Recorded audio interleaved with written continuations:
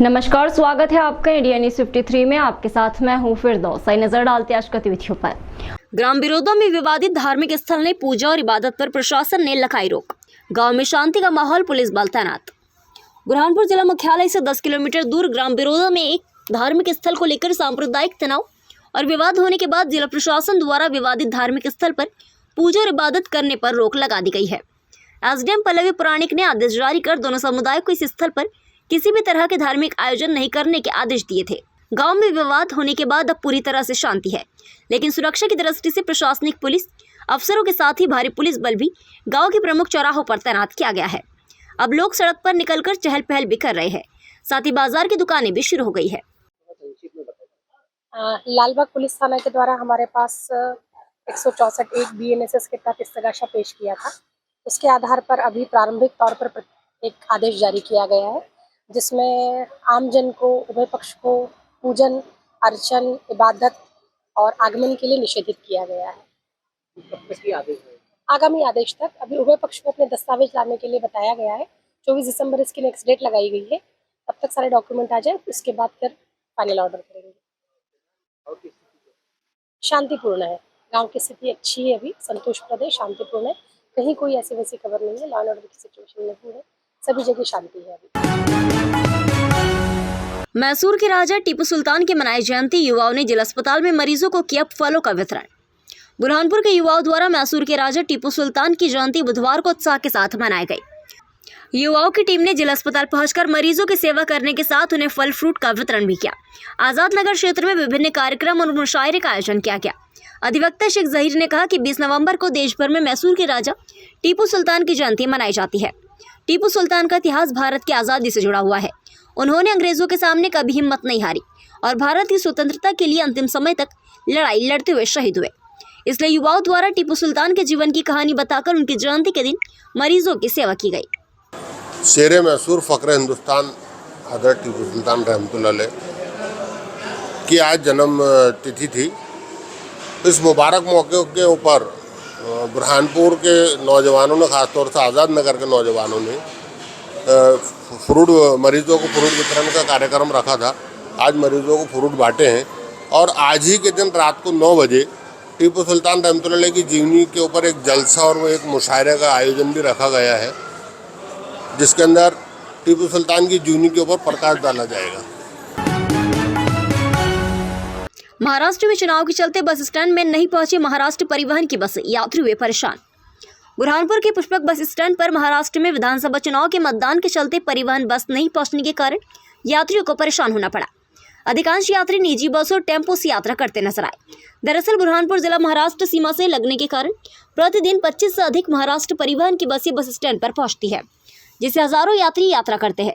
लेकिन महाराष्ट्र में चुनाव होने के चलते अधिकांश बसों का अधिग्रहण होने के कारण बसें बुरहानपुर नहीं पहुंची, जिसके कारण यात्रियों को परेशान होना पड़ रहा है। अधिकांश यात्री निजी वाहन और ऑटो से यात्रा करने के लिए मजबूर हुए।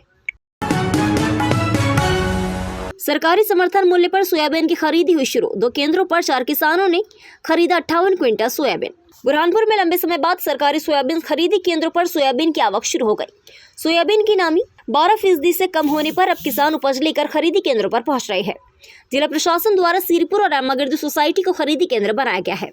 यहाँ पर करीब 4 किसानों से अब तक 58 क्विंटल सोयाबीन की उपज खरीदी गई है, जबकि किसान प्रशासन से मांग कर रही है कि सोयाबीन की नमी को 12% से बढ़कर 15% की जाए, क्योंकि नमी अधिक होने के कारण किसानों की क्वालिटी पर असर पड़ रहा है। इस कारण कई किसान सरकारी केंद्र पर उपज नहीं बेच पा रहे हैं। ये मेरा माल 27 क्विंटल निकला था। उसमें ग्राइंडिंग करके साफ करके धूप में सुखाया उसको। मैंने 15 दिन कंटिन्यू धूप में रहा और कल शाम को ही उसको ट्रॉली में भर के मंडी लाया। तो कितना वजन घट गया?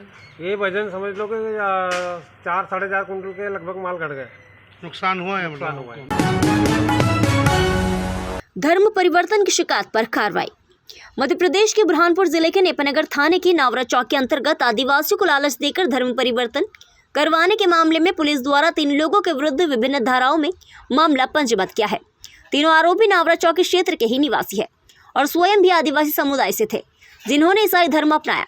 ये तीनों गांवों में ईसाई धर्म का प्रचार और आदिवासियों को मकान और पैसों की लालच देकर धर्म परिवर्तन करवा रहे थे। मिली जानकारी के अनुसार तीनों आरोपी लंबे समय से नेपानगर के आदिवासी क्षेत्रों में सक्रिय थे। जगह जगह प्रार्थना का बहाना बनाकर आदिवासियों को लालच देकर धर्म परिवर्तन करवा रहे थे, जिनकी सूचना मिलने पर विश्व हिंदू परिषद के कार्यकर्ताओं ने मंगलवार देर रात आरोपियों को डालमहू गांव में आदिवासी घर जाकर धर्म परिवर्तन करवाते हुए रंगे हाथों पकड़कर नावरा चौकी लाया।